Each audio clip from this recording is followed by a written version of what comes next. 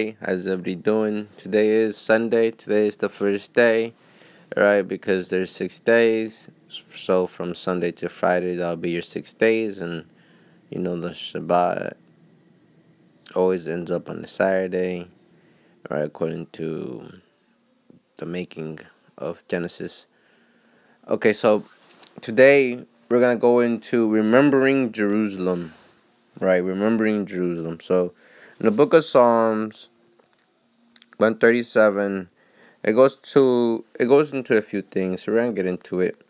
Okay, so right over here in the book of Psalms 137 verse 1, by the rivers of Babylon there we sat down, yea, we wept, we remember Zion. So the men of Jerusalem, the women of Jerusalem, when they was being carried away by Nebuchadnezzar's people, there was remembering Zion and how beautiful it was, how beautiful Jerusalem was, how we praised the Most High, and the Most High gave us everything, basically. Verse 2, we hung our harps upon the willows in the midst thereof, for they that carried us away required of us a song, and they that wasted us required us of mirth, saying, sing us one of the songs of Zion. How shall we sing Yahweh's song in a strange land? So right here, how can we sing Yahweh's song in a strange land? Right, but right over here, we're gonna get into verse 5 and 6, which what I would like to get into.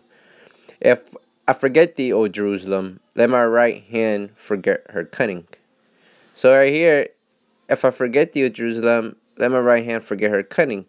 If I do not remember thee, let my tongue cleave to the roof of my mouth. If I prefer not Jerusalem above my chief joy.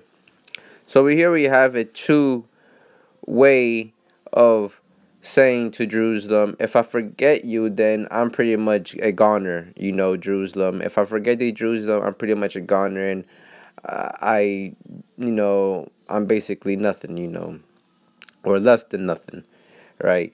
In the book of Daniel's, right,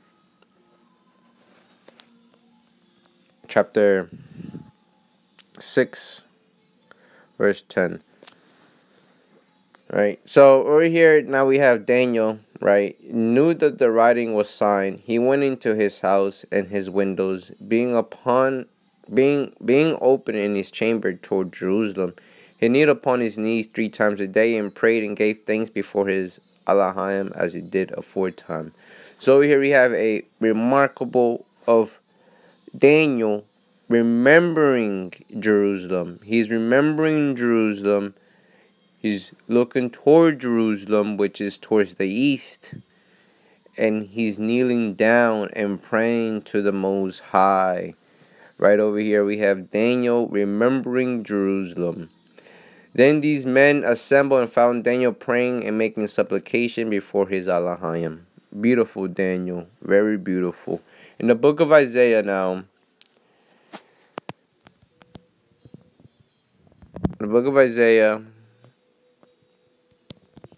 chapter 62, verse 1.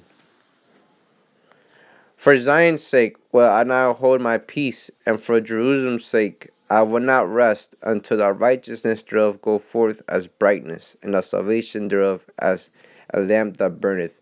So over here we have, for Zion's sake the Lord will now hold his peace, and for Jerusalem's sake he will not rest, until the righteousness thereof goeth forth as brightness, and the salvation thereof as a lamp that burneth. So over here, it is best to remember Jerusalem for the Lord's sake. It is best to remember Jerusalem and how prosperous Jerusalem was, how beautiful Jerusalem was, because that is our homeland, right? I'm going to jump down to verse 6 now. Okay, hold on, give me a moment. Jump down to verse 6. I have set watchmen upon thy walls of Jerusalem, which shall never hold their peace day nor night. He that make mention of Yahweh, keep not silence. See, keep not silence, right? And give him no rest till he established, until he make Jerusalem a praise in the earth. So this is what the cause is, to make everybody acknowledge Jerusalem, so the praise it could be on the earth towards Jerusalem, because Jerusalem is the beautiful city of the Lord. It is the city of the Lord. Right there we have Mount Zion, where the Lord's beautiful mountain is. Right? In the book of Psalms, chapter 102, right, verse 13. Thou shalt rise and have mercy upon Zion.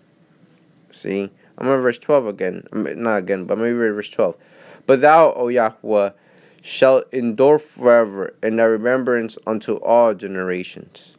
Thou shalt rise and have mercy upon Zion, for the time to favor her, yea, the set time is come. So over here we have the set appointed time for the Most High to have mercy upon Zion, to have mercy upon Jerusalem. Right? Because he's going to bring back us to Jerusalem all over again. Verse 14. For thy servants take pleasure in her stones, and have favor of the dust thereof. So the servants love Jerusalem. The servants of the Lord, I should say, the servants of the Lord love Jerusalem. They love Jerusalem. Right? Okay. I'm going to go down to right here, Jeremiah now. Right? Because this is remembering Jerusalem. Remembering Jerusalem. Right? Jeremiah 3:17. At that time they shall call Jerusalem the throne of Yahweh, and other nations shall be gathered unto it. To a name of Yahweh to Jerusalem, neither shall they walk any more after the imagination of their evil heart. So over here we have the people being carried to Jerusalem, right? All the nations gather themselves together to go to Jerusalem for the name of the Lord, right? And neither any man shall walk anymore after the imagination of their evil hearts, meaning the Lord is going to replace their hearts and put the heart of his, right, for them to be servants, right, of his, but more so to acknowledge Jerusalem, acknowledge the beautiful city of Jerusalem. Why? Because Jerusalem is above. That's why. Jerusalem always been above. Jerusalem 4:26. Jerusalem 4:26. Galatians chapter 4 verse 26. Okay.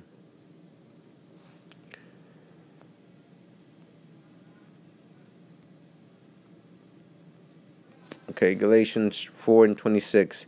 But Jerusalem, which is above, is free, which is the mother of us all.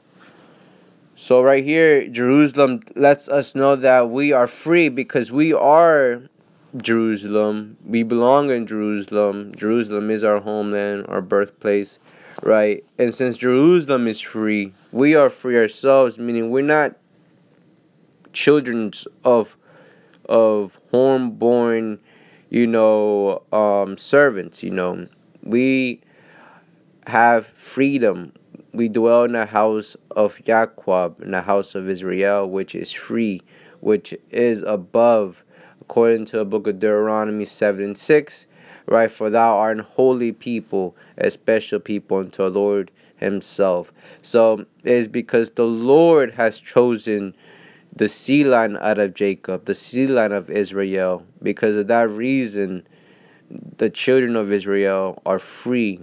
They get to prosper. They get to do whatever they like, right? But of course, with righteousness, with righteousness, everything has to be done with righteousness and the understanding of that of the Lord, right? So Jerusalem teaches the other nations on how to also be free and for them to also call upon the Lord, for them to have all things as well, right? In the book of Second Esdras is a beautiful story right here, right? When you have a chance to read this story, it goes into Jerusalem basically, and it starts in chapter 9. But I'm just gonna go down to chapter 10, verse 55, right? So over here we have Esdras, right? The Lord shows him a vision and shows him about this building, shows him this city, right? But to make a summarization to you guys, it is known as Jerusalem. It is known as Zion, the woman, right? Esdras saw a vision of Jerusalem, of back then, what was going to happen, right? And now, basically, from today and future preference. Okay, second Esdras chapter 10 verse 55. And therefore fear not, let thine heart let not thine heart be affrighted, but go thy way in and see the beauty and greatness of the building as much as thine eyes be able to see. So we have Esdras being shown the greatness of the building, the greatness of Jerusalem, the beauty of Jerusalem, right? And for him to go inside the city and for him to see the people, right? So Esdras saw this vision, right? Basically, we are that heavenly Jerusalem. We are the people. We are Jerusalem. The Lord is going to set us back into our homeland, right? So over here, I would like for everybody to just remember on Zion and remember on Jerusalem, because that is our homeland. With that, shalom.